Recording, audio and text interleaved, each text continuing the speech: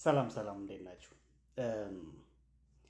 እንግዲህ ስለ እግር ኳስ ነክ በሆኑ ጉዳዮች ላይ ብዙ ጊዜ እናወራለን፣ እንጨዋወታለን እና ዛሬ ስለምን ላወራ መሰላችሁ? አሁን ስለ ውጤት ስለ ምናምን አይደለም ላወራ የፈለግኩት።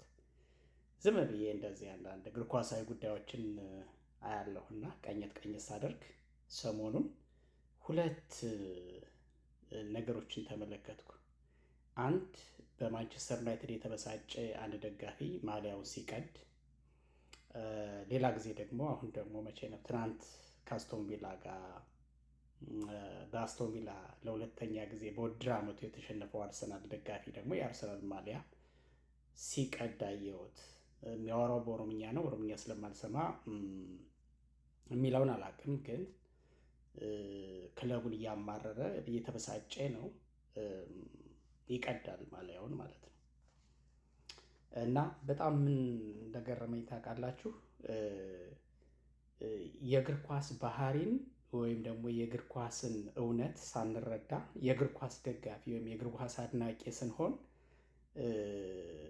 የሚከተለን እንደዚህ አይነት ነገር ነው። አሁን እነዚህ ሰዎች በጣም አቅላቸውን ስተው በጣም ተበሳጭተው በቃ ማለት አሁን አንዳንድ ዜና እንሰማለን አይደለም? ክለብ የሚደግፈውን ክለብ ስለተሸነፈበት ራሱን ያጠፋ ምናምን እየተባለ ራሳቸውን እስከ ማጥፋት በራሳቸው ላይ ሱሳይድ መፈጸም ድረስ የሚሄዱ ሰዎች አሉ።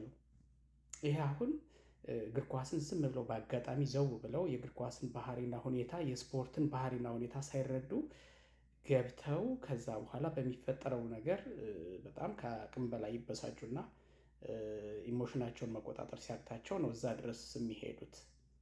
እና አንዳንዴ እንትን ነው ማለት ቀልድ ሁሉ ይመስልናል የሚያደርጉት ነገር። የመጀመሪያው ነገር በእግር ኳስ ያሉ ሕጎችና ክስተቶችን ማወቅ ያስፈልጋል። በእግር ኳስ ቡድን ሲጫወት ሜዳ ውስጥ የፈለገው በሰማይ ይብረር የፈለገው ፐርፎርማንስ ላይ ይሁን ወይ ሊሸነፍ ነው ወይ ሊያሸንፍ ነው ወይ አቻ ሊወጣ ነው። ግን ከክለብህ ያለው አቅምና ሁኔታ መሰረት አድርገህ ተጋጣሚውንም እንደዚሁ ገምግመህ በደንብ አይተህ ቅድመ ግምት መስጠት ይቻላል። ግን ደግሞ ኳስ ብዙ ጊዜ ነው የምለው ነገር አለ። ኳስ ኢተገማች ከሆኑት ነገሮች አንዱ ነው። ኢተለዋዋጭ የሆነ ማለት ተለዋዋጭ የሆነ ባህሪ ያለው ይሄ ቋሚ የሆነ ነገር በእግር ኳስ ማሸነፍ ብቻ፣ አቻ መውጣት ብቻ፣ መሸነፍ ብቻ የሚባል ነገር የለም። ስለዚህ ከሶስቱ አንዱ ነው የሚያጋጥም ማለት ነው።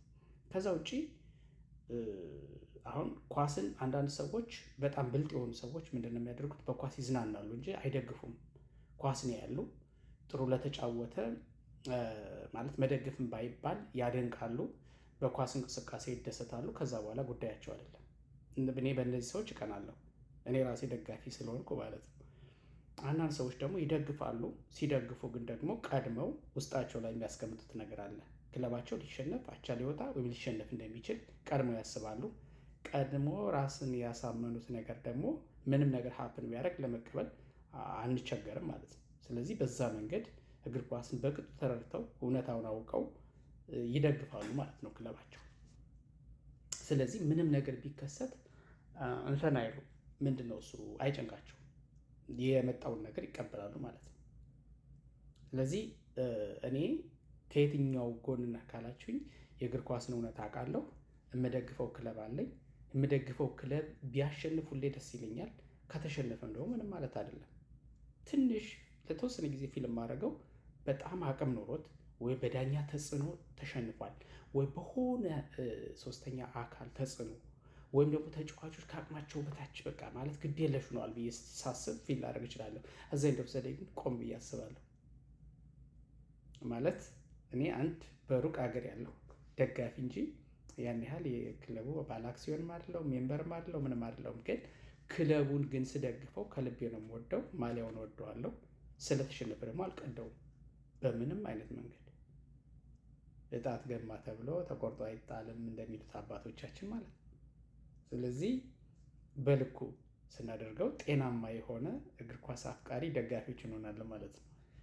ግን ማሊያውን የምደግፈውን ክለብ ማሊያ ለመቅደድ እጀሻ አይለኝም እኔ።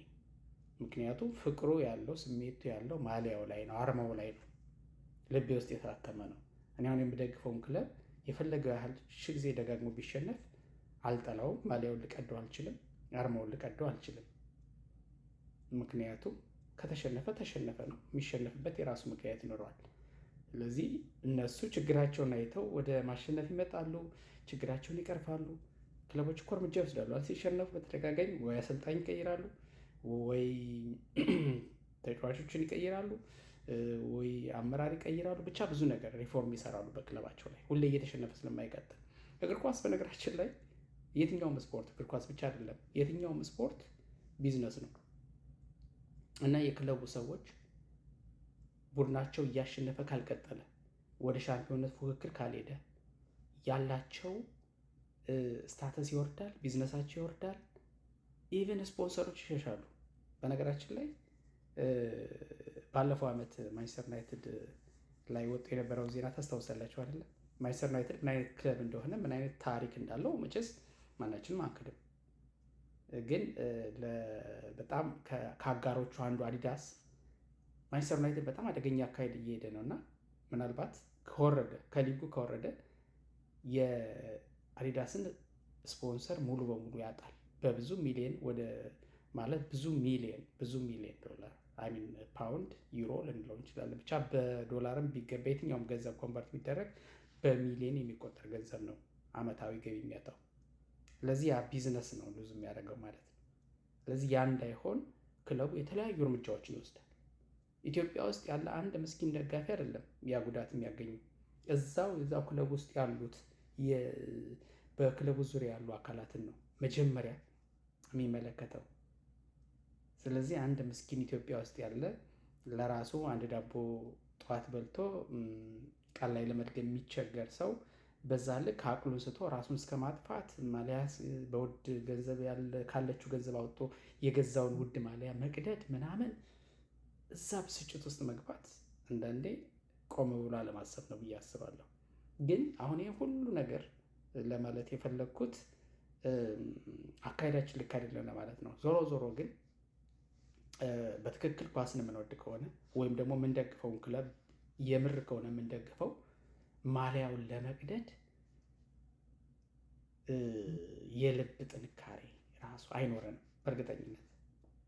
ዝም ብለን አጉል ስሜቴ በመበሻሸቅ አብሽቀው እንዲበለው የኔ ክለብ እኮ እንደዚህ ነው ምናምን ነው በሚለው በዛ ደንፎ ውስጥ እንገባና በብሽሽቅ በጥሩ ባልሆነ ስሜት ውስጥ ሆነን እንጂ በእርግጠኝነት ክለቡን ከልብ የምንወደው ከሆነ ታችኛው ሊግ እንኳን ቢወርድ ወርደን ጨዋታውን እስከ ማየት ድረስ ነው ልባችን ስስ የሚሆነው ለዛ ክለብ ማሊያውና አርማውን ለመቅደድ ልቡም ጥንካሬውም ችሎታውም አይኖረንም በእርግጠኝነት። ስለዚህ ከልብ አይደለም ያን ክለብ የምንደግፈው ማለት ነው። ስንደግፍ ግን አንደኛ ክለቡን ከልብ መውደድ አለብን። ማሊያውን አርማውን በደንብ መውደድ አለብን፣ ማፍቀር አለብን፣ እሱ መረጋገጥ አለብን። ከዛ ሲቀጥል ግን የእግር ኳስን እውነት መረዳት አለብን። ቢሸነፍም ለመቀበል ቢያሸንፍም ደስ ለመሰኘት፣ አቻ ቢወጣም እንደዛው ለመቀበል። በዛ መንገድ ነው መሄድ ያለብን።